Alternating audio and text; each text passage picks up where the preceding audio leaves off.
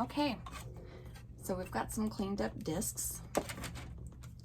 I've already picked out some paints. Today I'm going with orange, red, and a couple different shades of yellow. After you've cleaned your disc, you might find that there's still some flakes.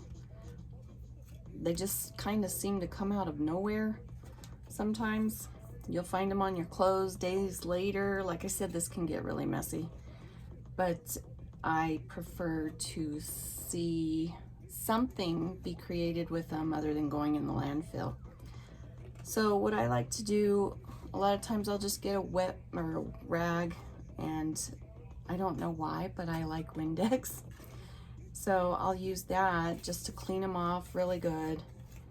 Try and get all the flecks, because if you don't, then when you're painting later, it can get irritating when you go to, you know, dot your paint and all of a sudden, oh no, it smudges because a fleck was on there and then it moved. But as somebody once told me, all mistakes can be corrected. So, and especially if you're the artist, nobody has to know what you do to fix your own mistakes. Remember that.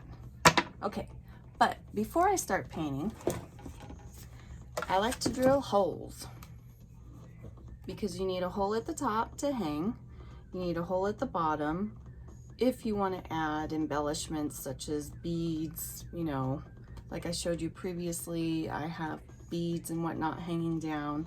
I also have two on each side where I end up putting wire with some beads just for some added decor.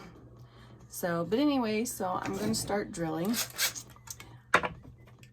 and I just kind of wing it. I'm one of those artists that like never really map things out. Sometimes I do, especially if I think it's going to be a more difficult art project. Oh,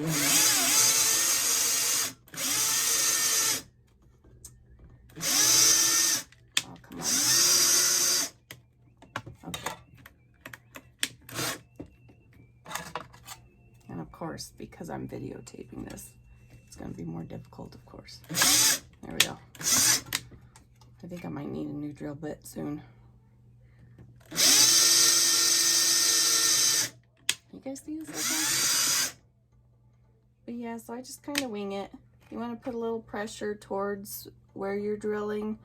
Just don't put your finger on top of the hole you're going to make, because, you know, ow. And if you go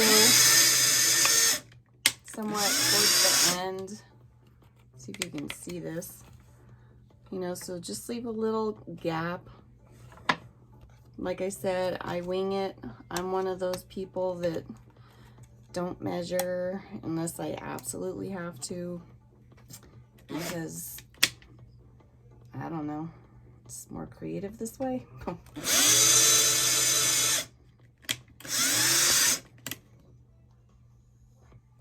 Oops.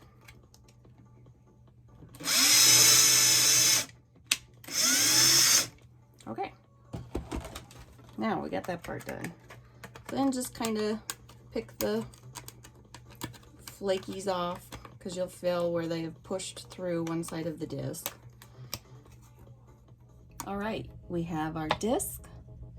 If you can find one of these wheels somewhere, this thing comes in really handy. This is like one of my favorite tools of all time. It gets painted on a lot, so when you're doing see-through, I just cut out a piece of paper so that, you know, I don't mistake what's on here.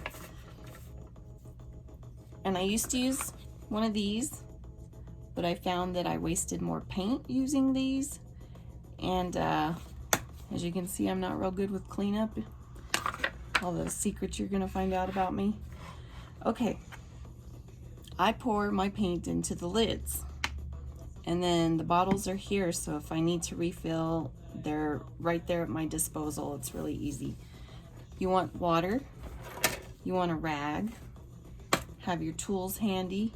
I usually set them out going from smallest to largest, because you'll start small in the center and work your way out bigger, and sometimes it's easier to keep track of where you're at with your tools, you know, what size you've already used. And so here's basically what we're gonna do. We're gonna start small around the center and just work our way out.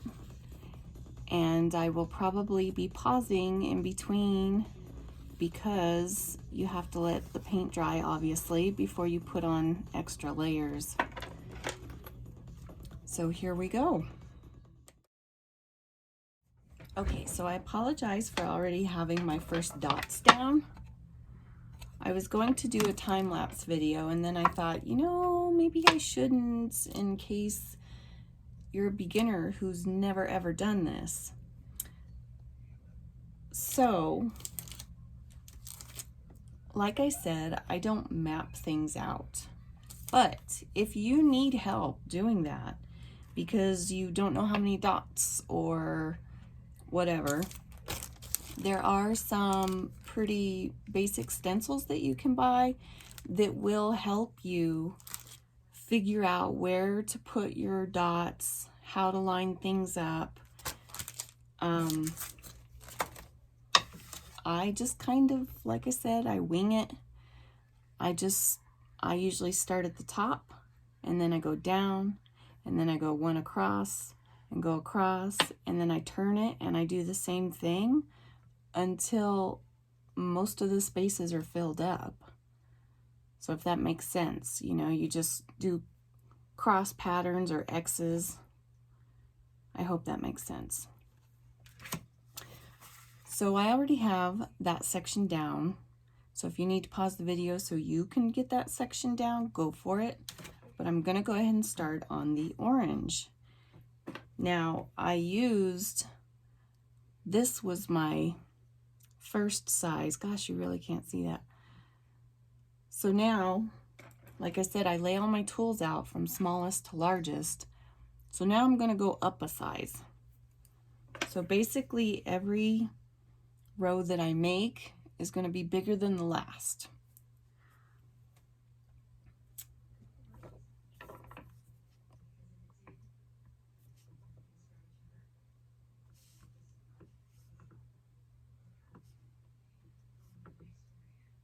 And again, you can do the cross pattern if you want.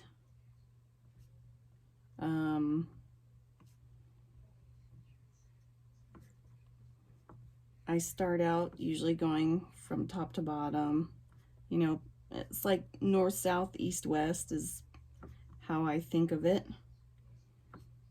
And then once I have my north, south, east, west filled out, then I just fill in the gaps. And so as you can see, I'm going in between the two small ones with a bigger one. So every time there's two small ones, I go in between. Let me clean off our tool. And this is when I try and keep track of which ones I'm at. So I started this with this one.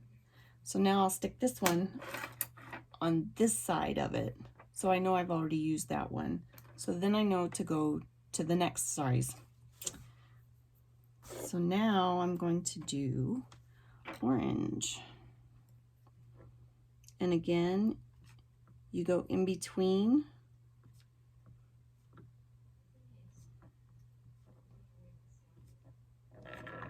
Now on these discs, because there are ridges, your circles might not be perfect circles when you get to the ridge lines. And really, that's okay. Because once the entire thing is painted and decorated and hanging up, nobody's gonna notice that, you know? I mean, unless they're like major critics or something. And then, you know, it's your artistic endeavor. It doesn't matter what they think.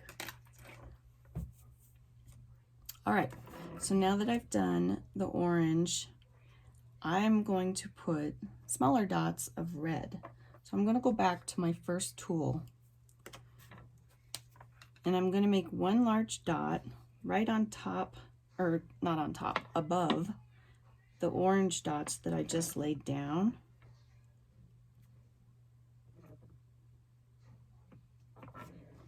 And sometimes your dot might, you know, come out a little smaller than the next. You can always get a little bit more paint and go over it to make it bigger if you want. You know, this is your art piece. You can completely use any size you want. This is just something to get you started.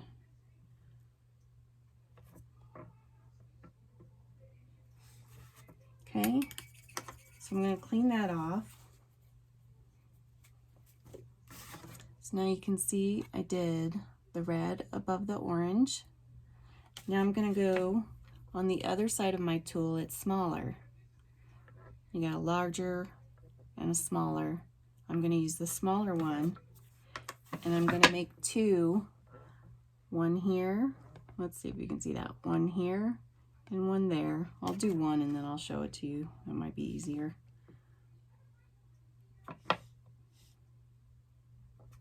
Next. So right here. So I did one and one, and we're going to do that to each one. And if you find that you don't have enough room, which I'm finding that right now, then you can actually just do one tiny dot in between.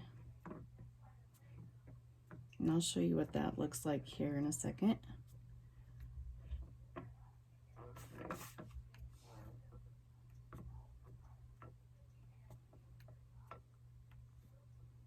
So it was suggested to me not that long ago that I teach people how to do these. And I thought, what? Are you crazy? I've never taught anybody anything before. But here I am. So anyway, see how I did? So you go a red one above the orange, and then hang low a little bit and just do one in the center of all the orange. Make sense?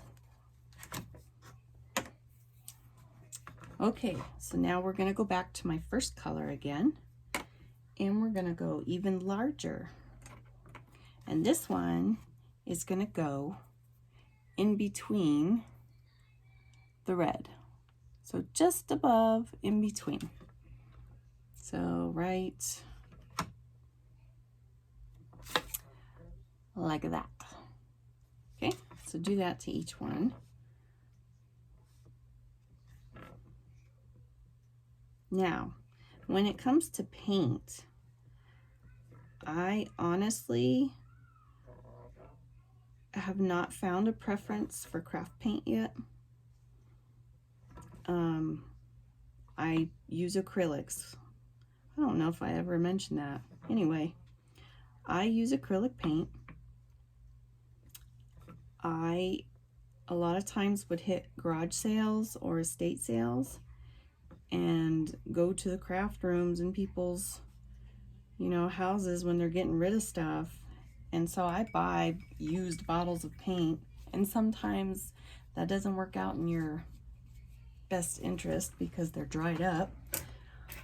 But sometimes you get, you know, a whole bottle for 50 cents or whatever.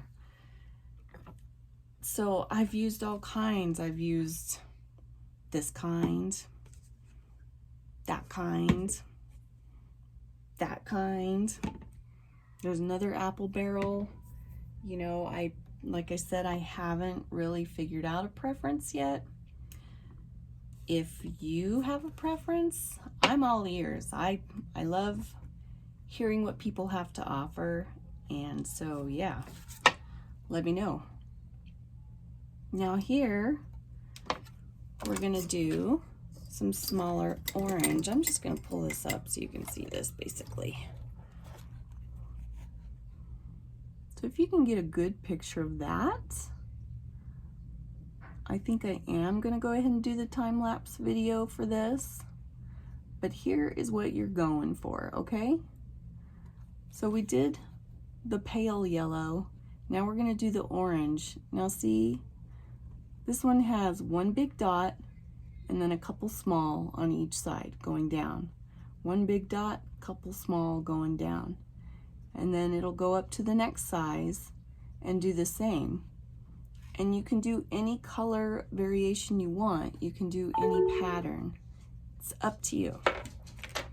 All right, have fun and I'll see you when we're done.